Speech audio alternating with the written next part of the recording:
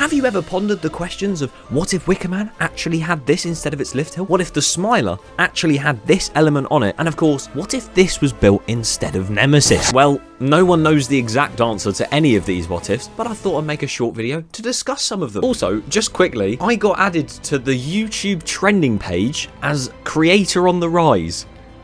What the hell? It is honestly insane to me, and I couldn't be more grateful, so thank you so much for all the support. It really does mean the world to me. And for those new around here, if you do enjoy this video, feel free to subscribe if you want to. It'd be greatly appreciated. So then, Alton Towers Resort and Spa, sorry. A beautiful place filled with tranquility, extravagant rides.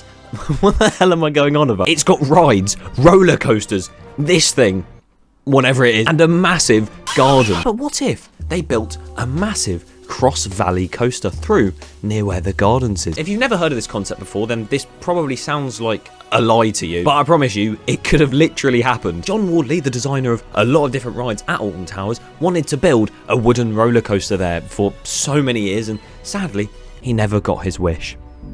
Until 2018 after he retired. So he once designed a cross-valley wooden roller coaster to go between two sections of the park, dipping all the way down this massive valley that you mostly see when you're on the Sky Ride going over to Dark Forest or whatever, and you're sat there thinking, what if this falls? It won't, ever, I promise you. If this had happened, then first off, there would have been noise complaints.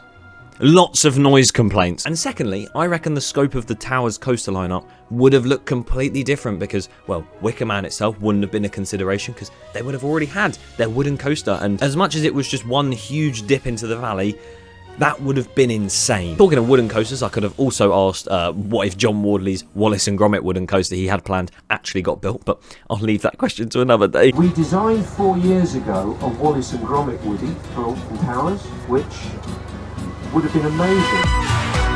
A coaster that actually got built back in 2013 was the Smiler, the world's first 14 looping roller coaster. But before the ride was officially unveiled, there were a lot of rumours circulating that it would have this world's first element here, a washing machine.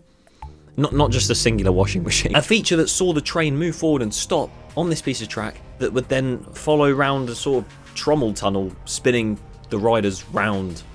It looks weird. But imagine now you go through the indoor section. Oh, lovely inversion. Oh, we've stopped. Lovely lift hill. So if that did become a reality, it probably wouldn't work very often, that's one thing. And it probably would have caused a lot of debate because obviously the ride isn't actually inverting it through its layout. It's just stopped and just followed a tunnel round. 99% of people would call it cheating the inversion record. But it would have been a cool element, and it would have been very cool to see it on a roller coaster. I'm sure it'll get done in real life one day. And that brings me onto, it just brings me randomly onto Wickerman's lift hill, the weird double-angled woo-wee. Before the ride opened to the public and was officially unveiled, like I said last time with the Smiler, people started circulating rumours that that lift hill would be launched. Yep, a wooden roller coaster with a launched lift hill. So what if this happened? Well, by now, like the washing machine, it probably would have had way more downtime than it already does. And I think also it might have been a lot faster in the rest of its layout, which, Wickerman, as crazy as it is, if that went any faster, my god, I'd pay to have that experience. It would be bone shattering, but it'd be beautiful. Imagine it just overspeeds and just goes flying and turns into this just monster of a ride. It would have also been, this is getting technical now, a very big step in the industry because it would have caused a massive outburst in launched lift hill purchasing, especially on wooden roller coasters. It would have been something new for its time.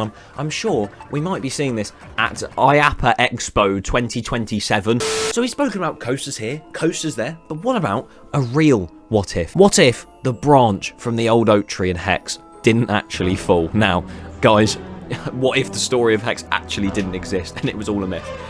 No, seriously, talking of other rides, what if Jewel does actually close and gets replaced? Well, you can find more about that topic in the top right. However, a rumour that actually isn't a rumour and was more of a plan like the Cross Valley coaster. What if Secret Weapon 1 and or Secret Weapon 2 were built instead of Nemesis? Now, if you're unaware, Alton Towers, when they build these brand new big roller coasters, they title them under a code name of Secret Weapon followed by a number. For instance, Wickerman was Secret Weapon 8, Smiler was Secret Weapon 7, all the way down to Nemesis, which was Secret Weapon 3.